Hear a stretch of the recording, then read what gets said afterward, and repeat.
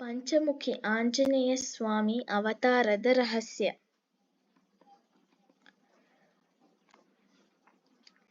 ಸೀತೆಮಾತೆಯನ್ನು ಅಪಹರಿಸಿಕೊಂಡು ಹೋದ ಲಂಕಾಧಿಪತಿ ದಶಕಂಠ ರಾವಣ ಹಾಗೂ ಭಗವಾನ್ ಶ್ರೀರಾಮ ಸೇನೆಯ ನಡುವೆ ಭಯಂಕರವಾದ ಯುದ್ಧ ನಡೆಯುತ್ತದೆ.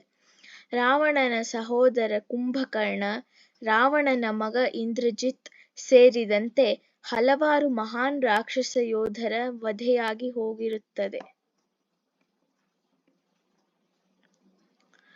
ರಾವಣರ ನಡುವೆ ಯುದ್ಧ ತೀವ್ರವಾಗುತ್ತಾ ಹೋಗುತ್ತದೆ. ಇನ್ನು ತನಗೆ ನರಮನುಷ್ಯ ರಾಮನಿಂದ ಸೋಲಾಗಬಾರದು ಎಂದು ಹೆದರಿದ ರಾವಣ ಹೇಗಾದರೂ ಮಾಡಿ ರಾಮಲಕ್ಷ್ಮಣರ ವಧೆ ಮಾಡಬೇಕೆಂದು ಪಾತಾಳ ಲೋಕದ ಅಧಿಪತಿಯಾಗಿದ್ದ ಮಹೀರಾವಣನ ಸಹಾಯ ಪಡೆಯುತ್ತಾನೆ.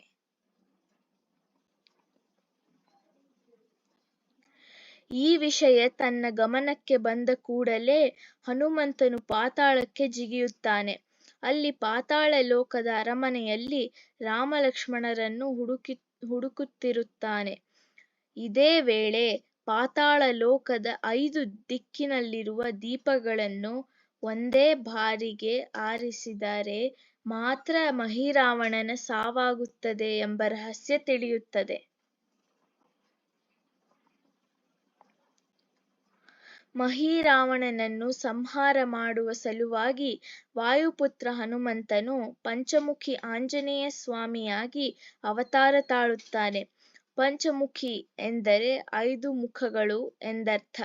ಇದರಲ್ಲಿ ಹನುಮಂತನ ಮುಖ ಸೇರಿದಂತೆ ನರಸಿಂಹ, ವರಾಹ, ಹಯಗ್ರೀವ ಹಾಗೂ ಗರುಡ ಸೇರಿದಂತೆ 5 ಮುಖಗಳಾಗಿವೆ. ಆಗ ಪಂಚಮುಖಿ ಆಂಜನೇಯ ಸ್ವಾಮಿಯು ತನ್ನ 5 ಮುಖಗಳಿಂದಲೂ ಆ 5 ದೀಪಗಳನ್ನು ಒಂದೇ ಬಾರಿಗೆ ಆರಿಸಿ ರಕ್ಕಸ ಮಹೀರಾವಣನ ಅಂತ್ಯ ಮಾಡುತ್ತಾನೆ. ಬಳಿಕ ರಾಮಲಕ್ಷ್ಮಣರನ್ನು ತನ್ನ ಹೆಗಲ ಮೇಲೆ ಕುಳ್ಳಿರಿಸಿಕೊಂಡು ಭೂಮಿಗೆ ತರುತ್ತಾನೆ ಎಂಬುದು ರಾಮಾಯಣದಲ್ಲಿ ಉಲ್ಲೇಖ ಮಾಡಲಾಗಿದೆ. 5 ಪಂಚಮುಖಿ ಆಂಜನೇಯ ಸ್ವಾಮಿ ಅವತಾರದ ರಹಸ್ಯವಾಗಿದೆ. ಧನ್ಯವಾದಗಳು. ಹೊಸ ವಿಡಿಯೋಗಳಿಗೆ ಲೈಕ್, ಕಾಮೆಂಟ್, ಶೇರ್, ಸಬ್ಸ್ಕ್ರೈಬ್ ಮಾಡಿ ಬೆಲ್ ಐಕಾನ್ನ ಕ್ಲಿಕ್ ಮಾಡೋದನ್ನ ಮರಿಬೇಡಿ.